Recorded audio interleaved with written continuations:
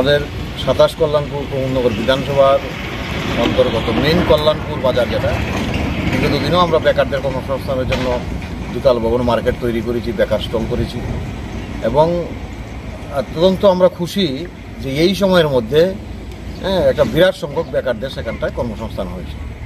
এবং ইতিমধ্যেই 23 আমরা ক্ষমতায় পুনরায় প্রতিষ্ঠিত হওয়ার পর সরকার আবার এগ্রিকালচার ডিপার্টমেন্ট থেকে 18 জন বেকারকে সেখানটায় কর্মসংস্থান দেওয়ার জন্য সেই ফান্ড দিয়েছে, টেন্ডার হয়েছে, কাজ ইতিমধ্যে প্রায় শেষের পথে।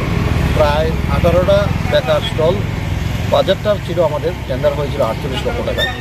ইতিমধ্যেই প্রায় কাজ শেষের পথে। আমি এজেন্সির সঙ্গে কথা বলেছি, আমরা আশা করছি মাসখানেকের মধ্যে সেই স্টলটা উদ্বোধন হবে। এতে করে আরও কিছু সংখ্যক বেকারের কর্মসংস্থান হবে এবং আমাদের নদীর পূর্ব প্রান্তের মানুষ যারা রয়েছে, অটো দিয়ে কল্যাণপুর আসে, এই জায়গাটা একটা স্ট্যান্ডের মতো পরিণত নেবে এবং আগামী দিন যারা অটো ব্যবসার সঙ্গে যুক্ত সবাই লাভবান হবে।